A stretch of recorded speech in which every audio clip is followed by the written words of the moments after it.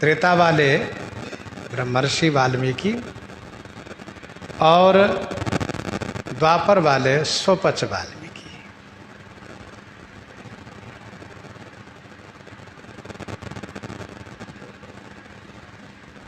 इसीलिए आजकल कुछ समाज में ये लोग कहते हैं वाल्मीकि समाज। तो वाल्मीकि समाज को ठीक से न समझने के कारण कुछ लोग उलझ जाते हैं।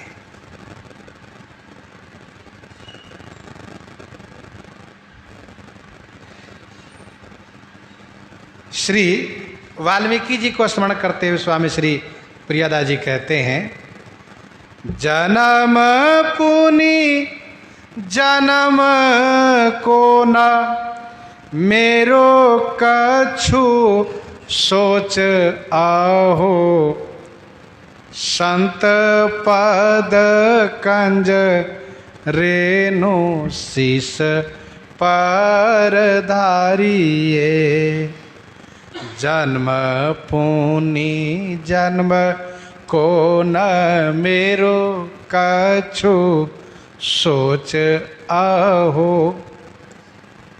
आहा, मेरे बार बार जन्म हो, जन्म पुनि जन्म, जन्म पर जन्म होता रहे, मैं मुक्ति नहीं चाहता।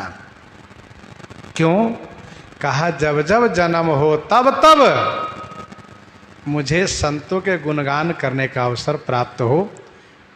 यह भाव श्री स्वामी प्रियादास जी अभिव्यक्त कर रहे हैं।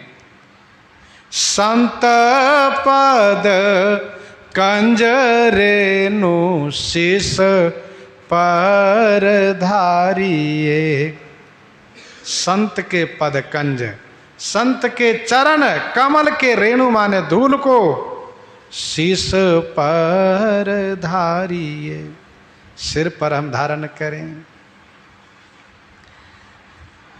प्राचीन बरही आदि कथा प्रसिद्ध जग, उभय वाल्मीकि बात चित तैन टारिये। प्राचीन बरही, प्राचीन बरही आदि की कथा तो पुराणों में बहुत प्रसिद्ध है। प्राचीन बरही की कथा हम लोगों ने श्रवण किए। इनकी बड़ी ख्याति है। देवर्षि नारद जी की अनुकंपा से महान भक्त हो गए।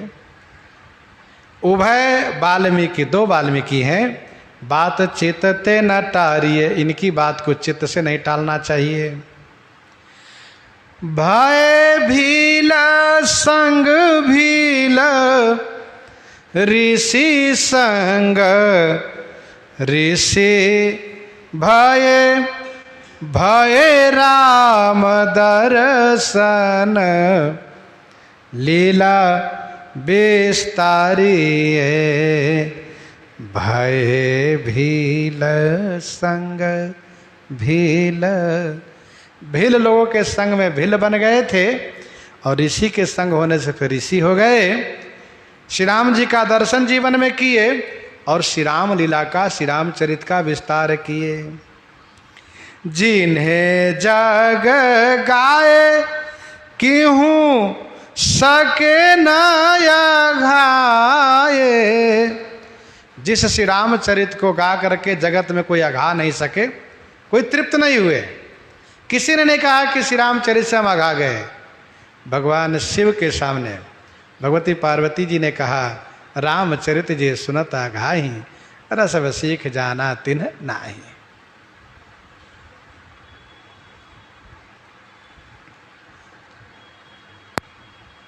तो जिन्हें जग गाए क्यों सके न अघाए, चाय भाई भरी, चाय माने उमंग उत्साह, भाई माने प्रेम हृदय में भर जाता है। भारी नयन ढारिये, फिर तो नेत्रों से प्रेमाश्रु गिरता रहता है, नेत्रों से प्रेमाश्रु गिराते रहते हैं। मम गुण गावत पुलक शरीरा, गद गद गिरा नयन बह नीरा। श्री वाल्मीकि जी श्रीमद् भागवत महापुराण के अनुसार ये प्रचेता वंश में वरुण के पुत्र हुए। प्रचेता इसलिए इनको प्राचेतस भी कहा गया है भागवत जी के अनुसार।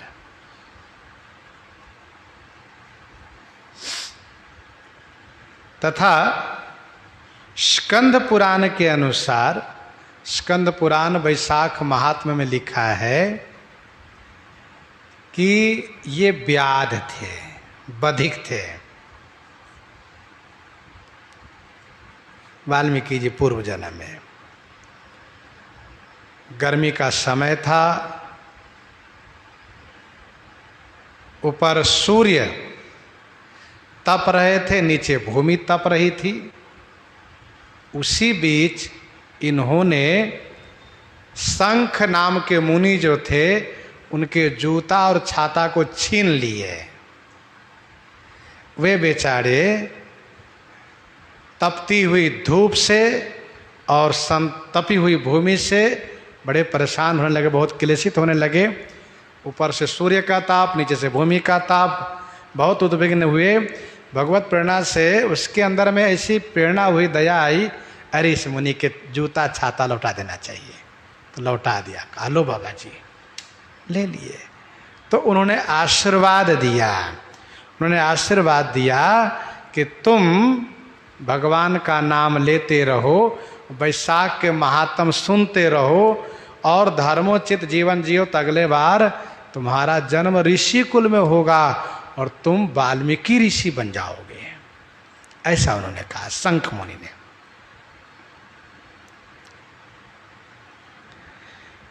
तो स्कंद पुराण में वर्णन है, एक कृणु नाम के मुनि थे। कृणु नाम के मुनि थे। वे तपस्या करते करते उनके शरीर पर दीमक लग गए, तो उनका नाम हुआ वाल्मीकि। और उसी कृणु मुनि के द्वारा एक अप्सरा के संयोग से, एक अप्सरा से मिलने पर श्री वाल्मीकि जी का जन्म हुआ। ऐसा स्कंद पुराण में वर्णन है। तो भागवत जी में प्रचेता के पुत्र, प्रचेता वंश में वरुण पुत्र ये कहा गया। स्कंद पुराण में ये कृणु मुनि के पुत्र, फिर पिता वाल्मीकि, बेटा वाल्मीकि हुए। और कृतिवास रामायण बंगला भाषा में जो प्रस्तुत है, कृतिवास रामायण, उसके अनुसार अंगिरा गोत्र में इनका जन्म हुआ। अंगिरा ऋषि के गोत्र में इनका जन्म हुआ। और ये रत्नाकर नाम के डाकू के रूप में प्रसिद्ध हो गए। इन्होंने भील जाति से विवाह किया। भय भील संग भील, भील के संगति में ये भील हो गए और इस प्रकार से जीवन यापन करने लगे कि परिवार को पोषण करने के लिए ये लूट पाट शुरू कर दिए।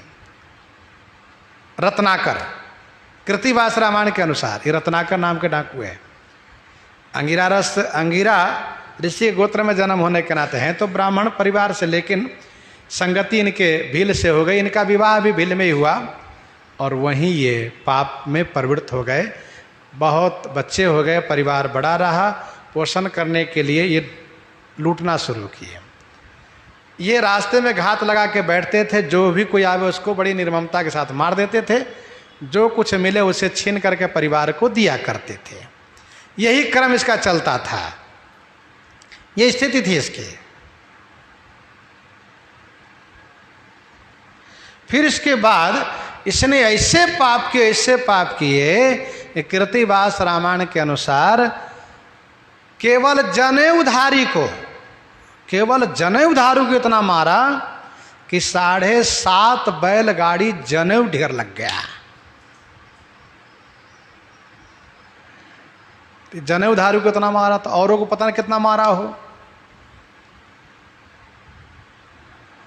यह देख करके देवर्षि नारद जी के अंदर में दया आई, सप्तऋषियों के अंदर में दया आई। ये लोग अपनी अहेतुकी अनुकंपा से इनके पास आए। जैसे आए रत्नाकर ने कहा ठहरो। तो रत्नाकर जब कभी किसी को कहता था ठहरो तो बेचारा कांप जाते थे, बाप रे तो मार डालेगा। लेकिन सप्तऋषि लोग आराम से खड़े हो गए। पास में आया, सप्तऋषियों ने कहा क्या बात है, क्या चाहिए तुमको? तो रत्नाकर ने देखा कि इनको पता ही नहीं हमारे बारे में, देखो जरा भी डर इन लोगों को नहीं है। इन्होंने कहा सुनो, मेरा नाम रत्नाकर है, मैं डाकू हूं, मैं मारता हूं और जो कुछ वो छीन लेता हूं वही हाल तुम्हारा करूंगा। सप्तऋषियों ने कहा अच्छा, हम लोग तो साधु महात्मा, मार के क्या लोगे? कहा जो मिल जाए, अरे जनेऊ मिल जाए, अचला मिल जाए, झोली मिल जाए, जो मिल जाए वही ले लूंगा। सप्तऋषियों ने कहा ये बताओ, ये जो पाप कर्म करते हो किसके लिए करते हो? कहा अपने परिवार के लिए मैं करता हूं। अच्छा, तुम्हारे पाप कर्म के हिस्सेदार परिवार के लोग हैं? हाँ, क्यों नहीं होंगे? कहा एक बार जाके पूछाओ, तुम जो पाप कर्म करते हो उसके हिस्सेदार तुम्हारे परिवार के लोग बनेंगे कि नहीं? कहा अच्छा, होशियारी दिखा रहे हो, मैं घर जाऊं तुम भाग जाओ? कहा नहीं नहीं, भरोसा न हो तो हम लोगों को पेड़ में बांध दो। और फिर उसने यही किया, सबको अलग अलग करके पीछे हाथ करके बांध दिया। गोस्वामी जी ने लिखा है, संत दरस जिमि पातक तरई सरदा तप निशि शशि अपहरई।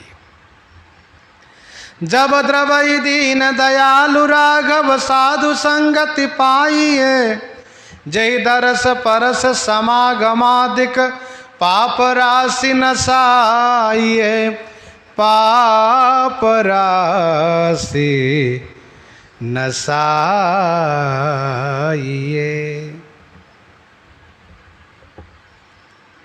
दर्शन हुए, बांधा, परस हो गए और संवाद हो गया, दरस परस समागम तीनों हो गए।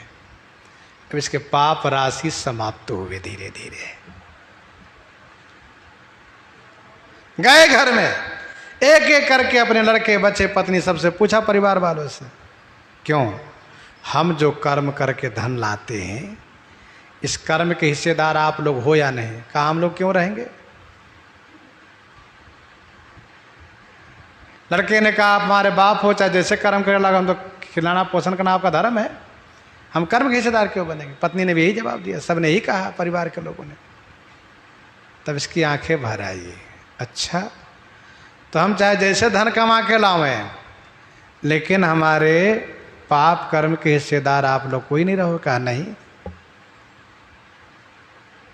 लौट आया, रत्नाकर लौट के आया, कहा देखो ये संसारी लोग हैं। वो जो सप्तऋषियों को जो हाथ पकड़ पड़ के बांधा है ना, जो स्पर्श हुआ है, इसकी बुद्धि पवित्र हो गई है।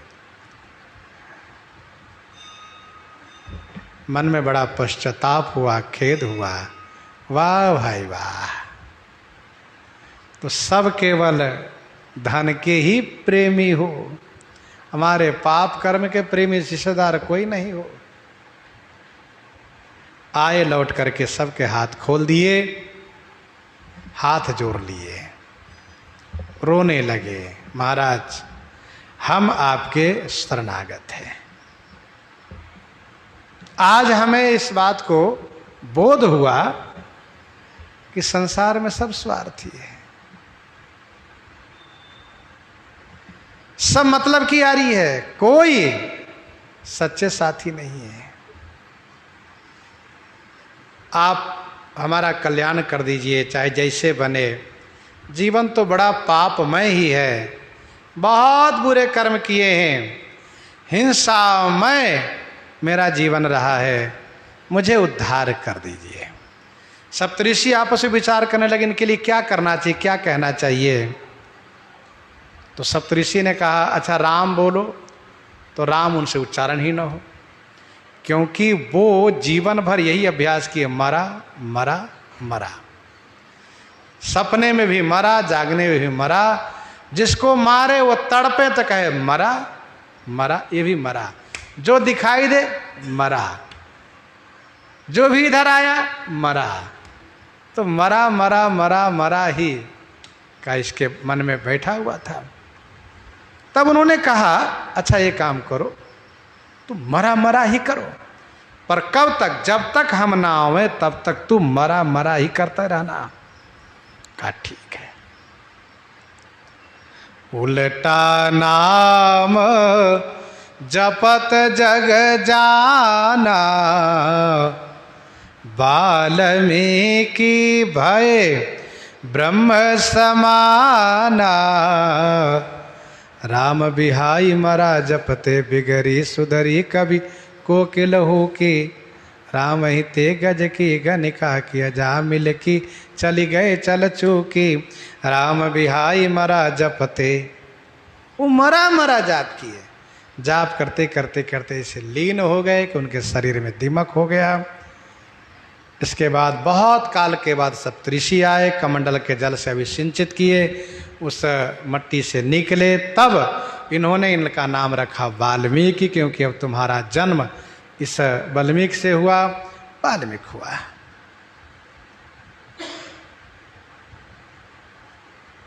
और श्री सीता जी के प्रति इनके पुत्री भाव था, जो विस्तार से वर्णन है, और उस नाते से श्री राम जी को अपने जमाता रूप में देखते थे।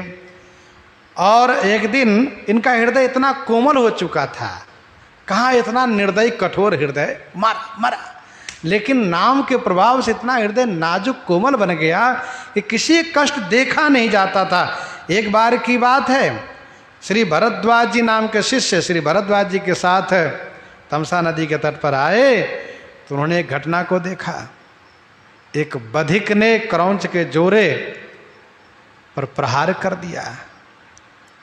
इनके मुख से उस समय में व्याध ने जैसे ही क्रौंच को मारा, वैसे इनका हृदय सहम गया और द्रवित होकर के मुख से श्लोक उच्चरित हुआ, मा निषाद प्रतिष्ठाम त्वाम गमः शाश्वती समा, मा निषाद प्रतिष्ठाम त्वाम गमः शाश्वती समा, यत क्रौंच मिथुनादेकमवधि काम मोहितम। अब उस श्लोक गुनगुनाने लगे। वो तो उनको श्राप दिए, लेकिन इसके बाद उन्होंने अपने शिष्य भरद्वाज से कहा इस श्लोक को याद कर लो। ये तो बड़ा सुंदर एक छंदबद्ध श्लोक उच्चरित हुआ है, तो गाने बड़ा सरस लगता है, अनुष्टुप छंद में है। महर्षि वाल्मीकि बड़े प्रभावित हुए, बड़े प्रसन्न हुए, आश्रम पर आए, देवर्षि नारद जी का दर्शन हुआ। इनके मुख से सर्वप्रथम लौकिक छंद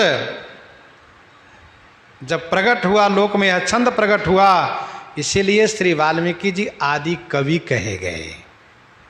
आदि कवि वाल्मीकि जी हैं और आदि काव्य रामायण है। उन्होंने इसी छंद में भगवान श्री राम के चरित्र को आदि से लेकर अंत तक लिखा। चरितम रघुनाथस्य शतकोटि प्रविस्तरम एकैकम अक्षरम पुंसाम महापातकनाशनम। 100 करोड़ में श्लोक बना दिए, 100 करोड़ श्लोक में रामायण की रचना कर दिए। चरितम रघुनाथ से शतकोटि प्रविस्तरम। त्रैलोक वासियों ने कथा सुनी, सबने चाहना कि सबके लिए विभाजन किया गया। फिर इसके बाद पृथ्वी पर जब मिला तो पृथ्वी पर 7 द्वीप है। सभी द्वीपवासियों ने चाहना किया तो सबको बांट करके तीसरे भाग को 7 भाग किए गए और एक एक द्वीप में 9 खंड है। तो जम्बू द्वीप में 9 खंड है, तो यहाँ पर सभी खंडवासियों के लिए अलग अलग भाग किए गए। इस प्रकार से सबने रामायण को चाहा। रामायण सबको प्रिय है। रामायण के बिना जीवन ही नहीं है। रामायण से जीवन जीने की कला शिक्षा प्राप्त होती है। बंदो मुनि पद कंज रामायण जहि निरमयऊ सखर सुकोमल मंजू दोष रहित दूषण सहित दोष रहित दूषण सहित। और वही श्री वाल्मीकि जी महाराज कलि कुटिल जीवनि स्तारहित वाल्मीकि तुलसी भयो।